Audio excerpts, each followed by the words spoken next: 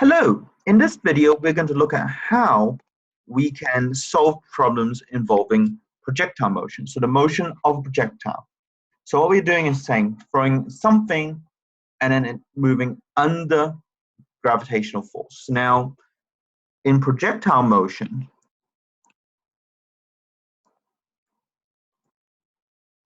what you have, it's inherently a 2D motion problem. So it's being thrown at some angle and we're looking down a path.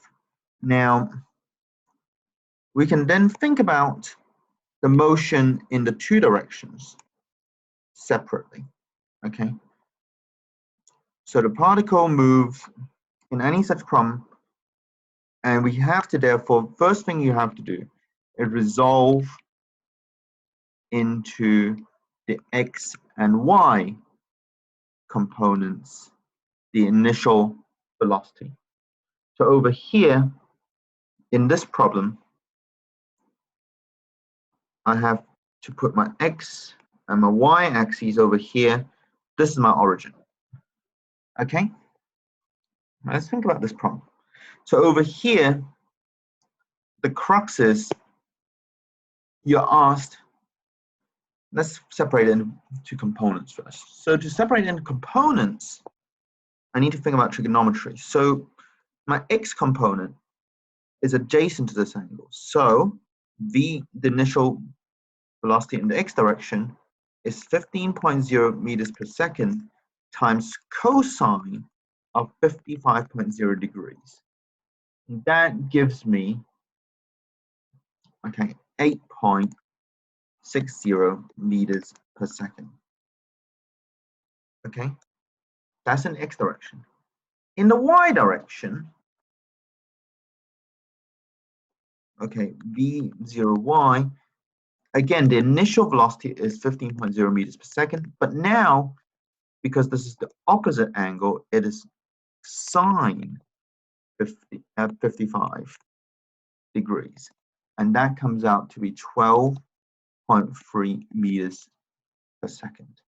So if I have this, then I have to think about what question I'm asked. The first question I'm asked is, part of this question is, how long is it in the air? Actually, I've got to solve this problem either way if I'm going to solve the second part. So let's think about it. What is limiting the time in the air? Okay. When does it stop being in the air? When it hits the ground again. Okay.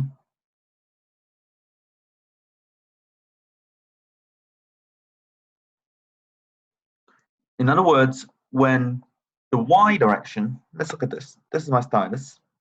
I'll throw it up. And the time ends when it hits back on my desk. So, i.e., the y at time t is equal to 0, the same value as y0. So as a result, okay, we can think about it using, so to find time in air, okay, find t based on the y component, so that the position is y is equal to 0, same as y0 is 0. Okay. Now let's think. Now that we have these, let's think what else we have. So in that direction, what's going on? So over here, in that direction, my acceleration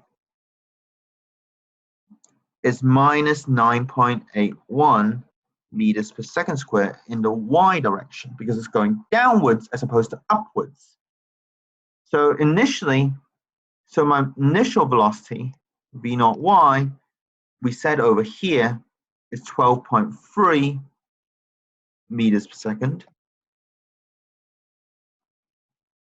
Okay, and the acceleration in the y direction is then minus 9.80 meters per second squared.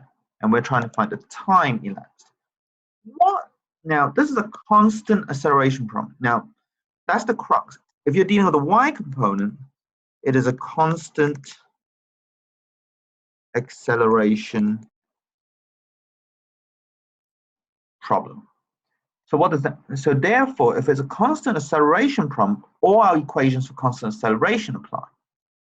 Which equation can relate all of these? We can, and remember the ones that you've seen before in 1D motion, all I have to do is change the label so that instead of saying x, it says y. So I can use the one that relates position and time, and therefore write y is equal to y naught plus v naught y t plus half ay t squared. Okay? So notice here that we have everything we need. So let's substitute this in. Y and y naught are both 0. So 0 is equal to 0 plus the initial velocity in the y direction, which is 12.3 meters per second, t plus half. Acceleration is then minus 9.80 meters per second squared. Again, we're dealing downwards versus upwards, times t squared. Let's rearrange this. Okay, so my zeros can go away, and I'm going to move some stuff around. So that's 12.3 t is then 9.8 divided by 2 is 4.90 t squared. Now, I can cancel out my t's here. Okay, t equals to 0 is a solution to this equation. But what does that mean? T equals to 0 means at the beginning, i.e., it's fine because it's just whatever's at the beginning. So over here, then I solve this equation, t for the other solution, which is 2.50 seconds. So that's the first part done. The second part I'm asked for is how far does it travel? What is the distance traveled? So that's in the x direction, right? It doesn't travel in the y direction. And we don't generally, if we're asked this, we're generally asking for the x direction.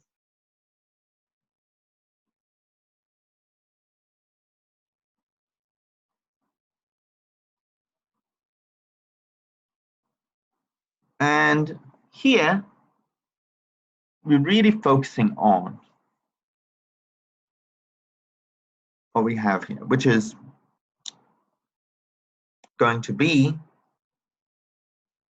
to look at this, we have in the x direction, and we're going to neglect any air resistance. That's generally what we're going to do here. And so in the x direction, there is no acceleration. So we have a constant velocity situation going on over here. So for constant velocity, then we can again use the equations we developed before. So x is then x naught plus vx times t. So initially, x naught is 0. X is what I'm trying to find, plus vx. And we know that vx over here is 8.60 meters per second times the time. Now, when it hits here, has to be the same time that it takes that we found earlier. So it's this. So the only thing that 2D motion and 1D motion really vary is you can use things that time, in particular time, that you find in one part to solve a problem from the other part. So this is 2.50 seconds. So if I do this,